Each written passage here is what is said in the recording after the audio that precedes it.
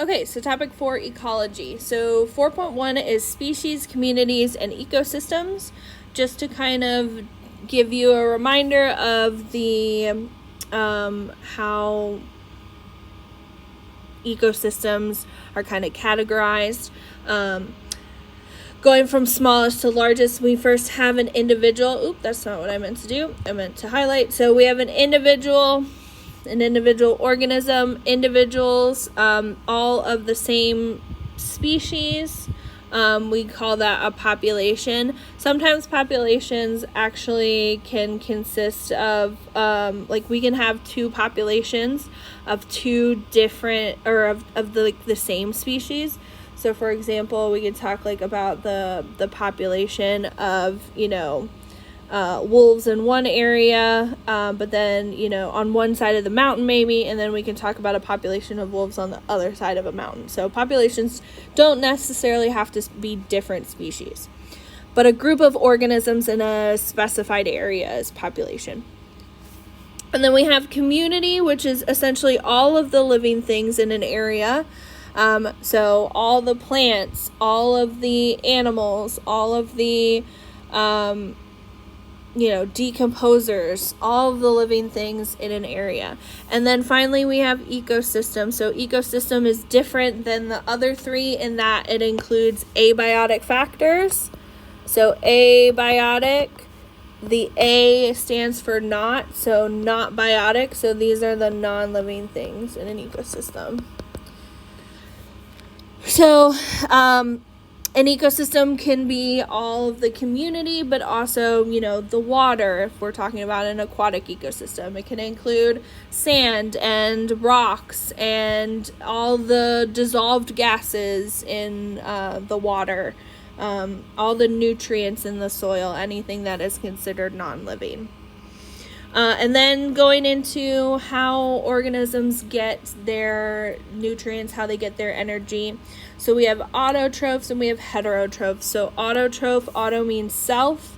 So these individuals can make food themselves. So we're talking like producers for the most part in plants. But there are different types of autotrophs, not just plants. And then we have heterotrophs, which hetero means different, so that means that the organism has to get their food or their energy from a different organism other than themselves. So within heterotrophs, we have consumers, we have detrivores, and we have saprotrophs.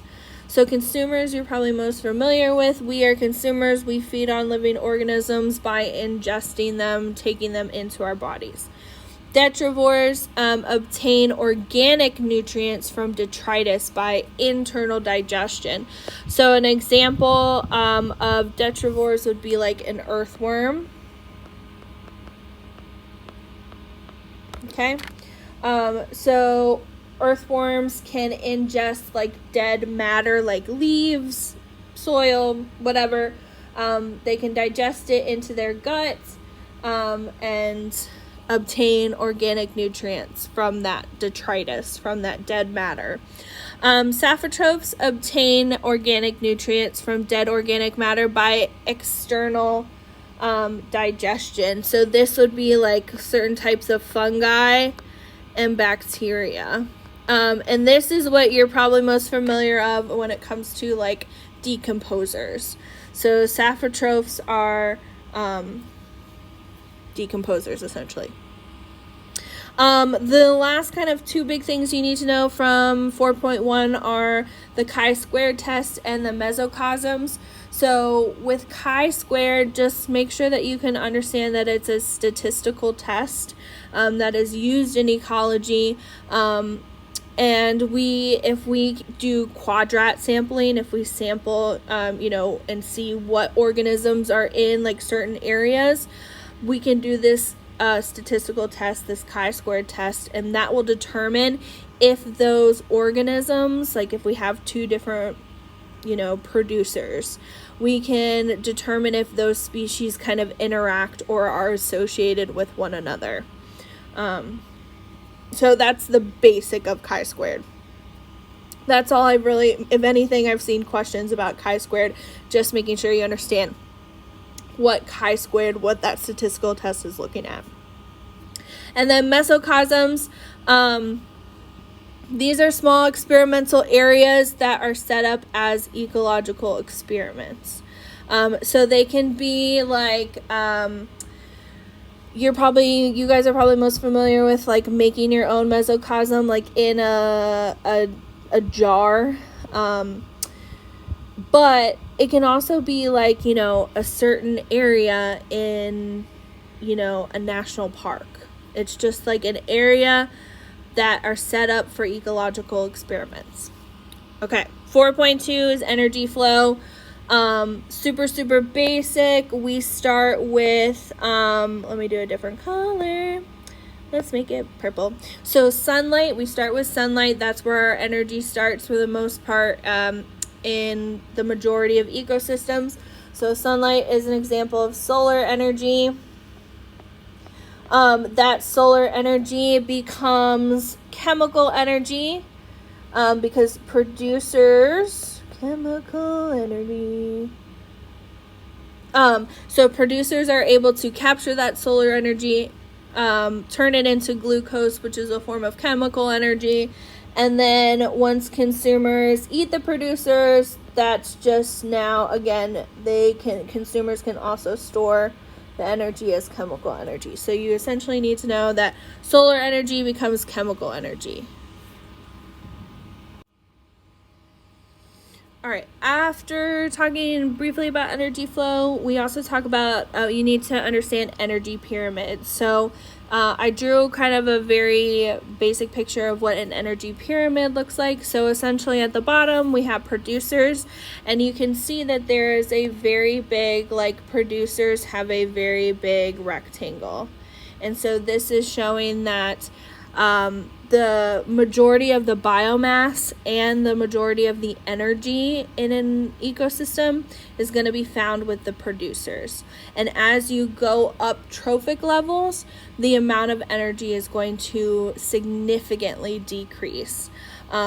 Normally we call it like in some like the Bio 1 classes, we call it the 10% rule, but essentially most of the energy gets lost as heat. So the producers have a lot of energy, and then most of that energy is lost as heat, and about 10% of the energy goes to the primary consumers, and then we have the secondary consumers. And it would get, if we had tertiary consumers, it would be, it would be even smaller. It might just be like a little dot like that or something like that. It would probably even be smaller than that. Like it'd be super small. But basically just understand that there is more biomass and more energy towards the bottom of your food chain or your food web.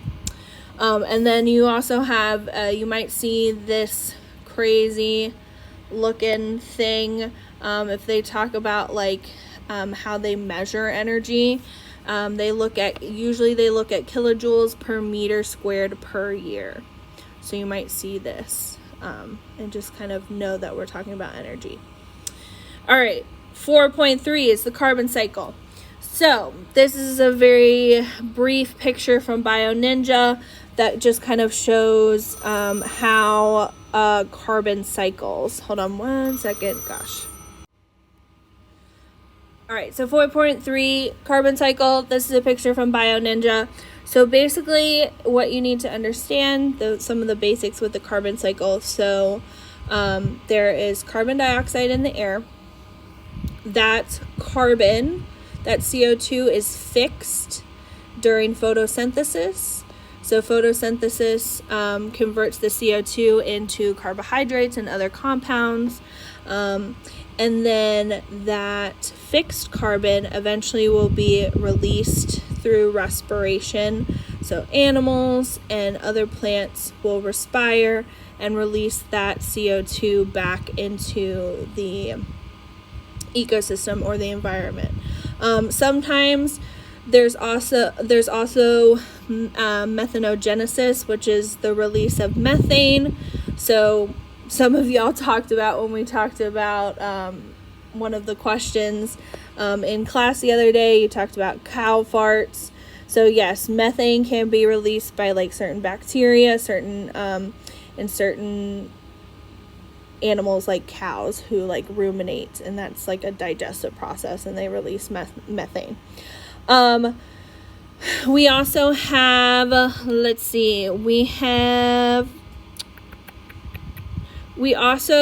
the carbon dioxide, there's also like dissolved carbon dioxide like in the ocean, and we'll talk about this a little more when we talk about like climate change in 4.4. But the ocean has CO2, and sometimes through this process of sedimentation, that carbon can change, and it can basically be turned into limestone and shells when certain organisms die. We also have, decomposition with like certain bacteria will take carbon that is in animals and plants, and it can become fossils. What else? We also have, so there are also like certain types of fuels, fossil fuels in particular, when they combust, or kind of when we like break them down essentially, or burn them, we release excess carbon dioxide into the atmosphere. The last thing that I want to talk about before we go into like